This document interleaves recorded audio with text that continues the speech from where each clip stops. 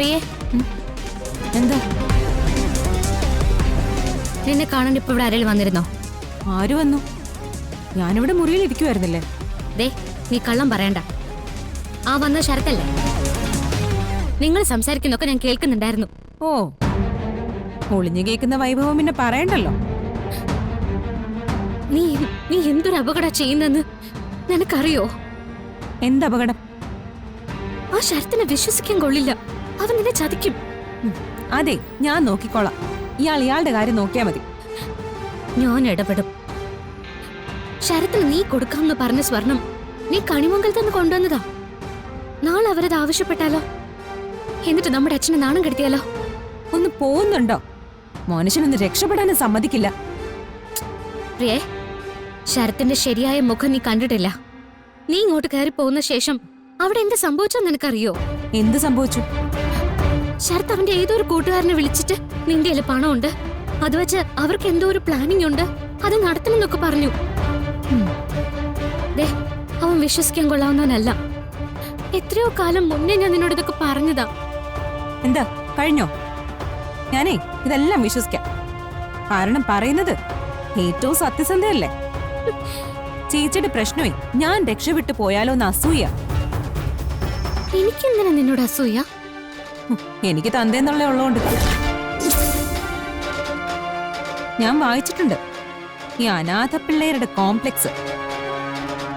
മറ്റുള്ളവരുടെ സൗഭാഗ്യങ്ങൾ കാണുമ്പോ അവർക്ക് മനസ്സിളകും. അത് മുടക്കാൻ വേണ്ടി കള്ളക്കഥകളും ഇറക്കും. നീ എന്നെ അങ്ങനെയാണ് മനസ്സിലാക്കിയിട്ടുള്ളതെങ്കിൽ എനിക്കൊന്നും പറയാനില്ല. പക്ഷെ നീ ഒരു കാര്യം ഓർത്തോ, കണിമംഗലത്തുകാരെ ചതിച്ച് നമ്മുടെ അച്ഛനെ ചതിച്ച് നീ ഈ ആഭരണങ്ങൾ ആർക്കും കൊടുക്കില്ല. അച്ഛനോട് ഇപ്പൊ തന്നെ ഞാൻ എല്ലാം തുറന്നു പറയും.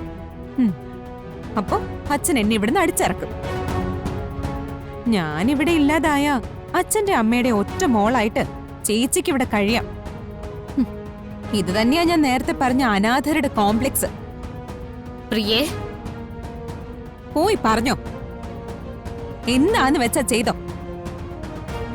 പിന്നെ ഞാൻ ഇനി ഈ നാട്ടിലേ ഉണ്ടാവില്ല, ഒരിക്കലും തിരിച്ചു വരികയില്ല.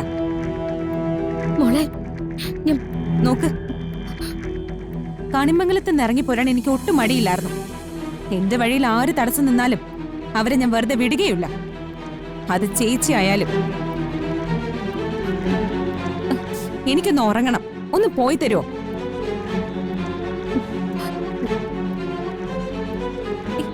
ഒന്ന് പോ.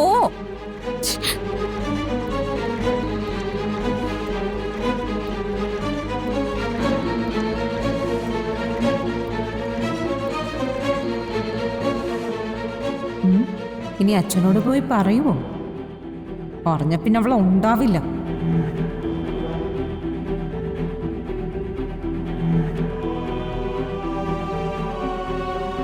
നാശം.